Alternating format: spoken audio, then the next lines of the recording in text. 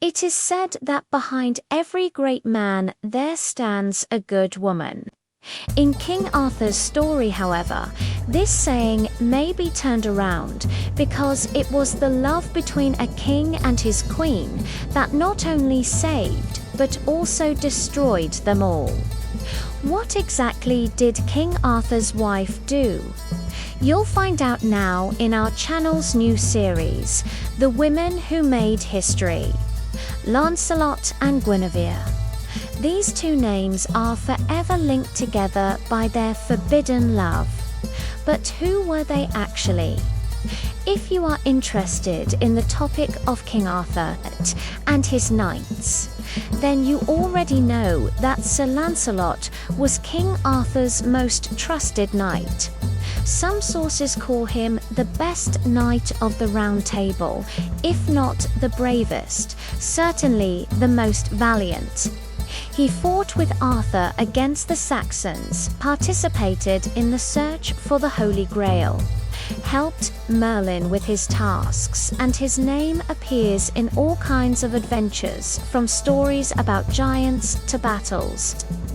With the wizard Morgan Le Fay, his skills were so celebrated that later works practically deified him.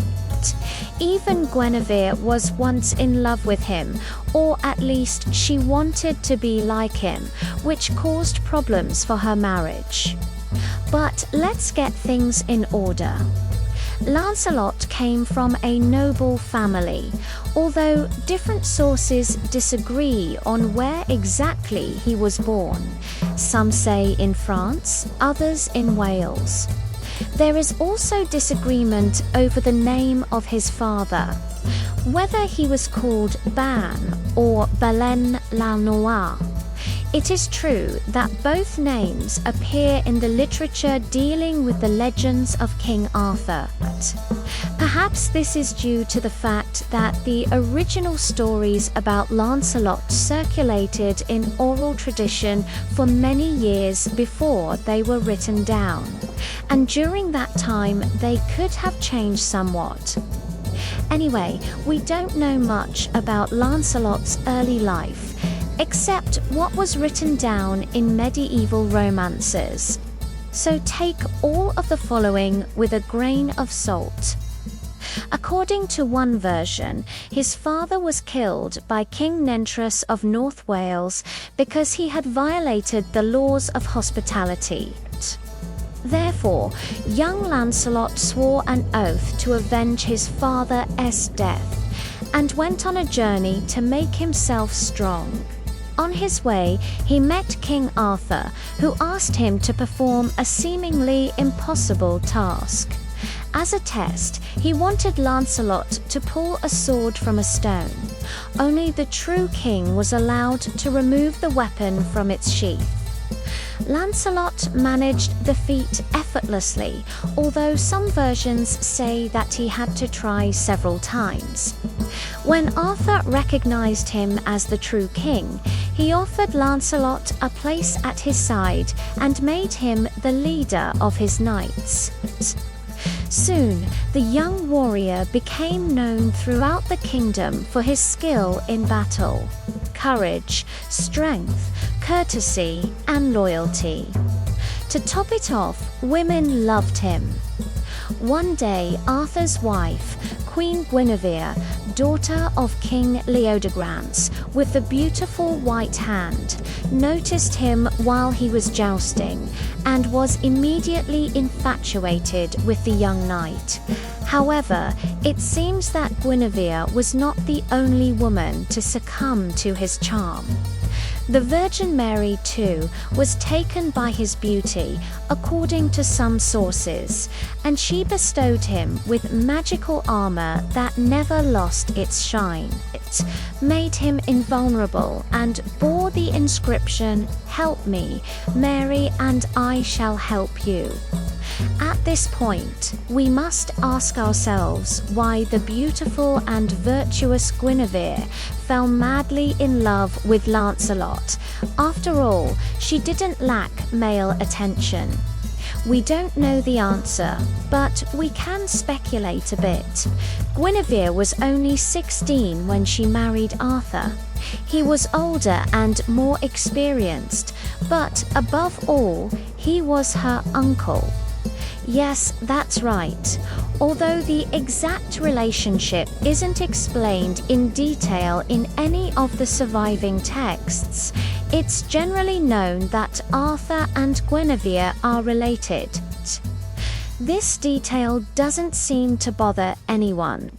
Most likely, the couple's marriage was a political alliance between kingdoms. In addition, Guinevere's character is described as very loyal, but also proud, headstrong, and willful.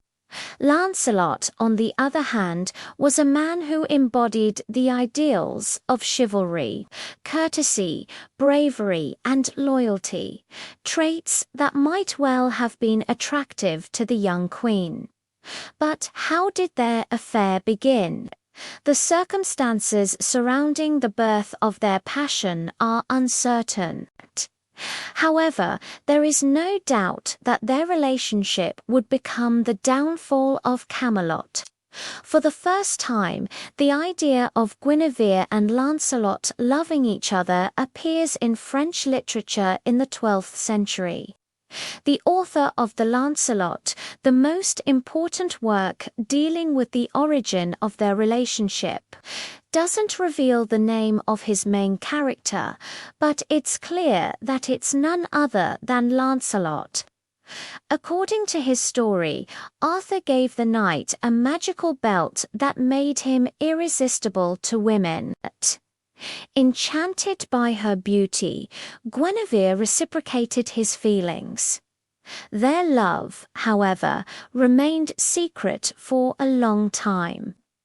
While they stole moments together, a jealous Mordred, Arthur's illegitimate son, watched them from afar. When he was finally old enough, Mordred openly claimed the throne, dethroned Arthur, and killed him in battle. Realizing that their secret could come to light, Guinevere and Lancelot fled and ended up in a monastery.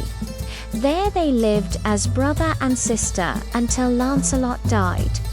Then Guinevere returned to Britain and became a nun. Other sources tell a slightly different story. Here, Guinevere is seduced by Lancelot without any magic being involved. Later, they swear an oath of eternal fidelity to each other, which makes them even closer. Despite the happy idyll, they're constantly haunted by the thought that they're committing a sin. Over time, they decided to end their affair, but it's too late. Jealousy and betrayal have already poisoned the atmosphere at the Round Table. This version, too, ends with Lancelot and Guinevere living out their days in a monastery. In summary, however, it can be said that all versions agree on 3 key points. First, that the love between Guinevere and Lancelot was mutual. Secondly, that their passion was born through sorcery. Either a belt that made Lancelot irresistible to women, or a love potion given to Guinevere by Morgan Le Fay. And third, that their relationship caused the destruction of Camelot.